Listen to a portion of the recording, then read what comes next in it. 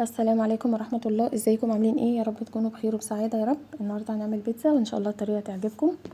ما شاء الله هنا 5 صواني. ما شاء الله كان طعمها تحفة. ده مقدار كيلو دقيق.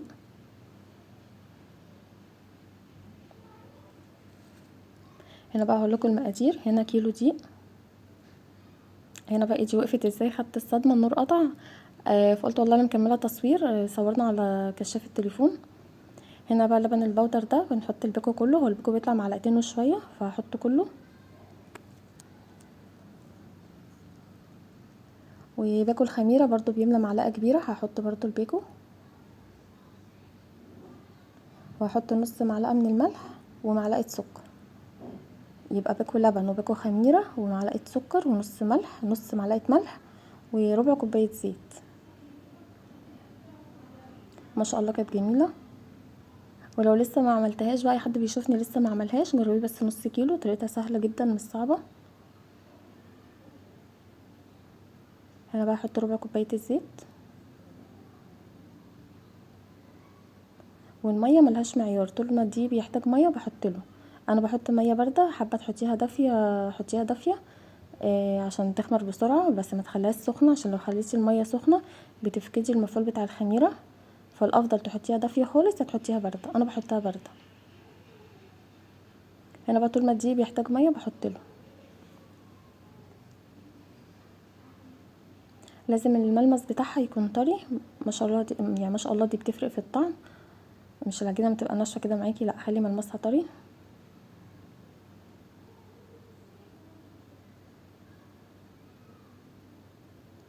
نقعد نعجن فيها بقى كده، طول ما بتحتاج مية نحط لها.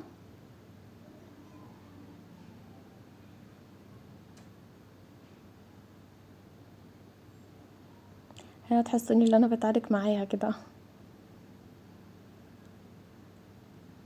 هسيبها بقى تخمر لحد ما اعمل التسبيكة بتاعه البيتزا.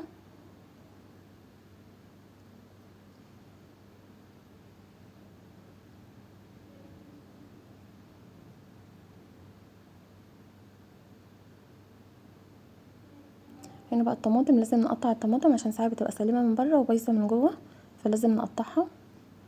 واسعار الطماطم بقت اوفر قوي والله العظيم. امبارح جايباها ب35 الكيلو. الكيلو يا دوبك على قد كيلو البيتزا. سبكت شويه وقطعت شويه اللي بتحط على وش العجينه. فوالله العظيم ده افترا. ربنا يا رب يقوينا ويقوي الناس كلها. يعني ليه كيلو الطماطم ب35 وفي ناس كانت بتبيعها ب40؟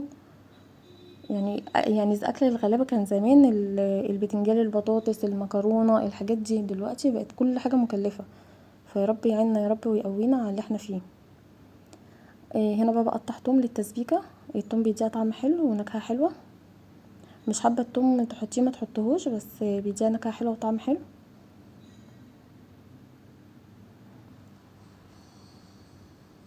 هنا بحط شويه زيت. هتاخد بقى لون حلو معانا. هنزل بالطماطم وهحط لها ملح وكمون. حابه تحط لها زعتر حطي، احنا مش بنحب الزعتر.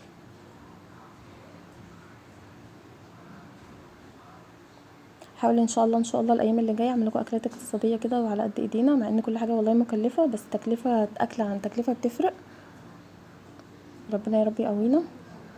هنا بقى لما تجيبي الصدوق من عند الجزار حطيه في الفريزر يجمد، عشان وانتي بتقطعي ما يتهرش معاكي. هنا حطيته جمد عشان لما اقطعه كده ما يتهرش معانا. ما شاء الله كان طعمها بيبقى تحفه بالصدوق. اي حشو بتحبيه تحطيه على البيتزا. لحمه مفرومه، بسطرمه، جمبري، اي نوع بتحبيه حطيه عليها. بس احنا افضل نوع بنحبه يعني احلى طعم بنحبه اللي هو الصدق. هنا قطعته بقى وهغطيه، اغطي عليه النار يستوى كده مع نفسه. مش هضيفله اي حاجه. وهنا الطماطم بتتسبك. هنا بقى اقطع الفلفل بقى الالوان، ما شاء الله بيبقى طعمه جميل. لو عندك نوع بس واحد من الفلفل ينفع عادي، يعني ساعات اكتر وقت بعملها بفلفل اخضر بس. بس ما شاء الله طالما عندي بقى الالوان ما شاء الله ده بيفرق برضو في الطعم. الطعم طبعا بيبقى احلى.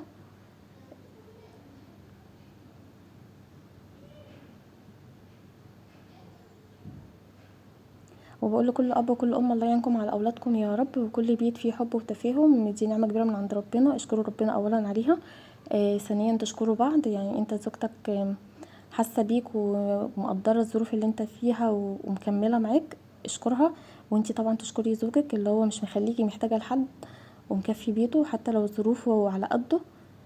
طالما مخليكي مش محتاجه حاجه من حد، دي حاجه كبيره جدا اللي يقدرها لازم تشكريه عليها، هو واجب عليه اصلا. يعني دي الرجوله اللي بجد، اللي هو يكفي بيته ويخلي مراته ما تحتاجش لحد. بس في بيوت كتير ما فيهاش كده. فانتي عندك زوج كويس لازم تشكري اولا ربنا عليه، ثانيا تشكريه هو. وهو برضو نفس الحكايه، انتي مقدره الوضع اللي احنا فيه كلنا والظروف، لان دايما الظروف مش كلها بتبقى حلوه ومش كلها بتبقى وحشه. بس الناس اللي بتفهم بقى اللي بيقدروا بعض وفي تفاهم وفي حب، دي طبعا نعمه من عند ربنا، اشكروا ربنا عليها اولا ثم اشكروا بعض. وكل ان شاء الله كل حاجه هتعدي ان شاء الله. الدنيا كلها مش بتبقى حلوه ومش كلها بتبقى وحشه. فاي ظروف نكمل مع بعض عشان الحياه تمشي واولادنا يطلعوا بنفسيه كويسه. بس حبيت اوصل لكم بس المعلومه دي، يا رب يوصل لكم احساسي يعني. هنا بقى الخميره كانت خمرت خلاص، هقطعها بقى كده.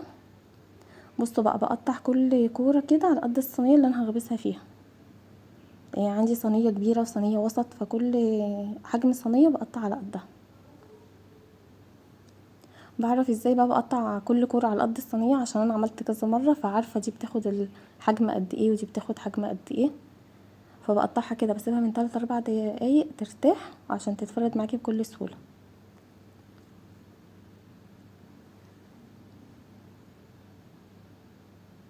وان شاء الله ان شاء الله الايام اللي جايه اعمل لكم اكلات كده اقتصاديه وربنا يقوينا يا رب.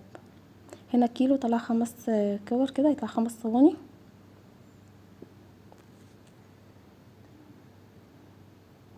هنا بقى بفردها كده. هجيب بقى كوبايه، هجيب برطمان افردها بيها. انا عندي الخشبه بتاعه الفرد دي بس جبتها اول ما عملت بيها لقيتها بتفرفت خشب كده فبطلت اعمل بيها.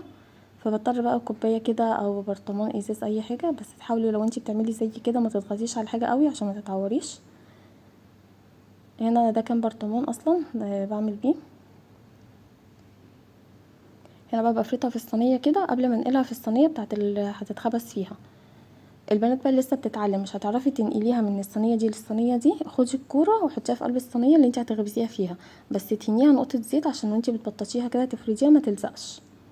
لو مش هتعرفي تنقليها من صينيه لصينيه اعملي كده. هنا بقى بفردها كويس.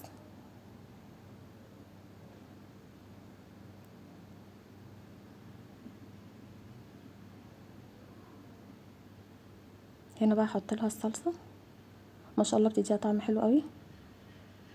وهنا الطماطم اللي انا مقطعاها، لو خدتوا بالكم في الاول الفيديو كنت مقطعاها في مصفى. الطماطم بتاعه البيتزا لما بقطعها بحطها في مصفى عشان تصفي الميه اللي فيها، عشان لما احطها ما يبقاش فيها ميه.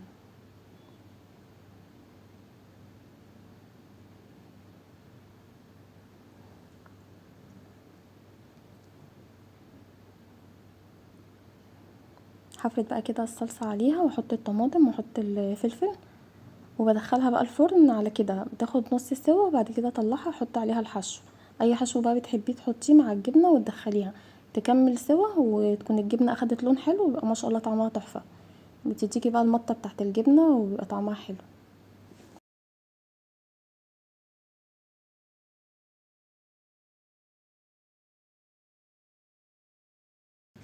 هنا اول صينيه عملتها حطيتها في الفرن. هنا هعمل التانية.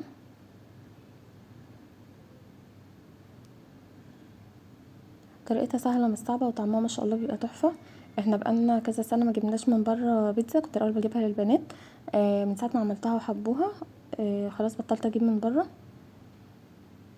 حاجه البيت دايما بتبقى انضف واحسن وبيبقى فيها بركه مهما تصرفي على الحاجه، عكس ما بتجيبي الحاجه من بره. يعني برضو الحاجه بتتكلف وبتصرفي عليها، بس حاجه عاملاها بايديكي واثقه في النظافه بتاعتها فدي تفرق طبعا كتير عن بره. دي الصينيه مستطيله بقى، حطيت كده العجينه فيها. بس يوم البيتزا بتعب بقى والله عشان عندي البوتاجاز الشبكه بتاعته واقعه. فحاطه كده حله ارفع بيها الشبكه فبتاخد صينيه واحده. فيوم بس البيتزا بتعب بقى اللي بخبز صينيه صينيه، لكن الشبكه لو مظبوطه. عندي البوتاجاز محتاج يعني يتظبط. بياخد هو صينيتين بس، الشبكه واقعه محتاج يتظبط حاجات كتير فيه. فرفعه بحله فده بياخد صينيه واحده. في يوم البيتزا بس بتعب في الخبيز لكن هي كلها مش متعبه. انت بقى بسم الله ما شاء الله بوتاجازك هياخد صينيتين، مش هتحسي بيها خالص.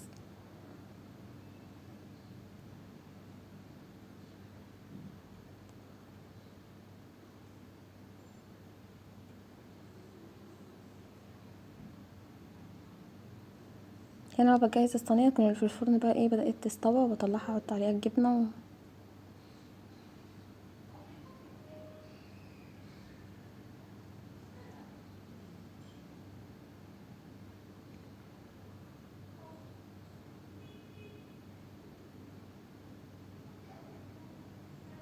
هنا دي اول صينيه بقى خدت نص سوا فطلعتها، هحط لها شويه جبنه كده واحط الصدق، وبعد كده ادخلها قبل ما تكمل سوا تكون الجبنه اخدت لون حلو واروح مطلعاها. دي بقى بتديكي المطه بتاعت الجبنه، عكس ما بتحطي الحاجات كلها وتدخليها مره واحده. وممكن تضيفي كمان اي انواع جبنه بتحبيها، شيدر، ترك، اي حاجه، دي بتديها طعم طبعا جميل. بس انا عندي بقى في البيت مش بيحبوا غير جبنه موزاريلا بس.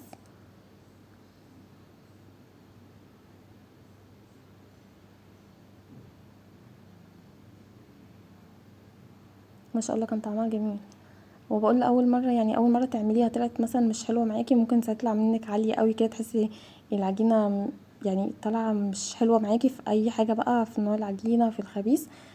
ما يعني جربي تاني، كل مره هتعمليها تبقى احسن من المره الاولانيه. يعني لو عملتيها اول مره طلعت وحشه معاكي ما تزعليش. هنا طلعت بسم الله ما شاء الله كده جميله. هنا كنت خلصت الكيلو كله. دي عاملاها ساده بالجبنه بس. ما شاء الله الكيلو طلع 5 صواني وكان طعمها تحفه. اتمنى تشتركوا في القناه عشان تكبر وتنجح بيكم، والسلام عليكم ورحمه الله.